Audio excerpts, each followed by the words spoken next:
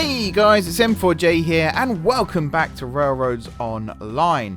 Now, today I am continuing to fix the mistakes from episode 1 by finally getting the line ready to be able to run trains between the sawmill here, and not the sawmill, the logging camp here, and the freight depot. You might remember last week I said about even trains, at least currently, trains from the sawmill. I keep saying sawmill. The logging camp to the sawmill will have to go via the freight depot because there's no direct route between the two. That probably will remain the case, at least for the foreseeable future. You can see I'm having a right nightmare here trying to get the points in. What annoys me about these points is they're not quite at the right angle to be able to have a perfect connection between the two. They don't quite sit right. So you're always going to have one pointing at a slightly weird angle in order for it to work. I'm not a huge fan of that myself. You can probably tell. Track laying in this game is an absolute nightmare, but when you get it right, it does look really, really cool. I will admit that. Now, you're going to see that this episode is split into two parts. First part here is just me laying this track. I also go down and fix the trees from last week, some of the trees that were impeding upon the tracks. You'll see me delete some of the groundwork so that I could get to the trees to cut them down, and then I come back. This is a weird thing here, by the way. The track's sitting on top of the track there, which meant it was at a weird angle.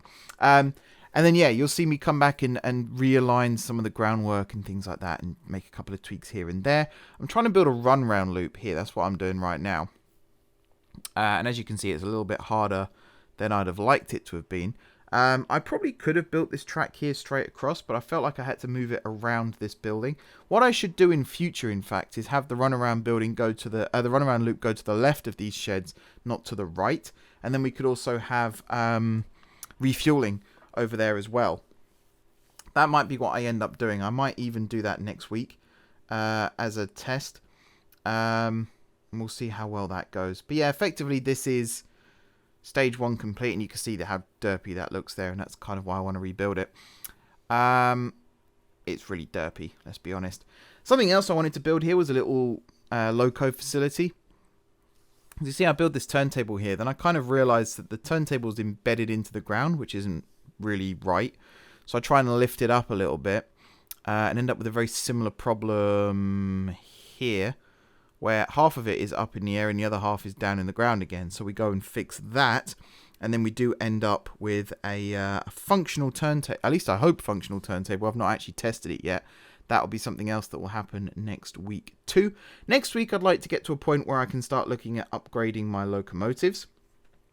So I said last week about having the freight depot as like a logistics yard with a lot of shunting going on, and I think it's the porter, isn't it, that Betsy is. Use the porters as like shunting locos, and then have a fleet of bigger engines to actually do the pulling between different places.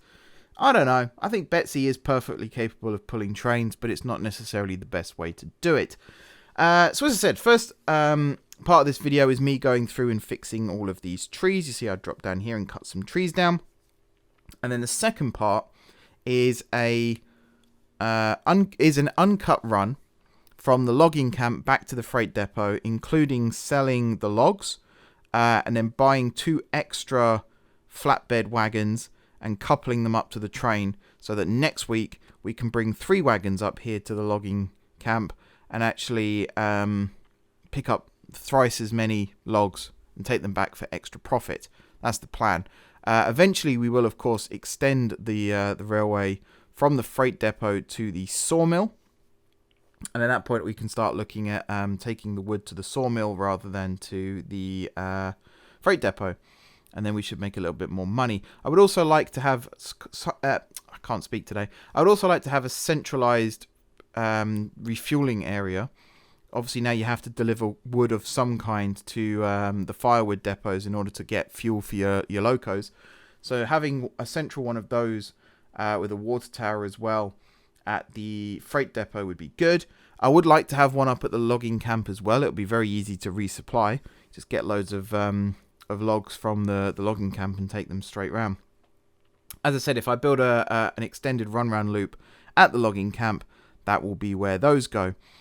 So this part of the video was quite easy, actually, just going along and redoing this. You see that where some of the walls are a little bit higher than others. It's a slight annoyance that it has to be that way, but overall it's not too much of a pain, I suppose.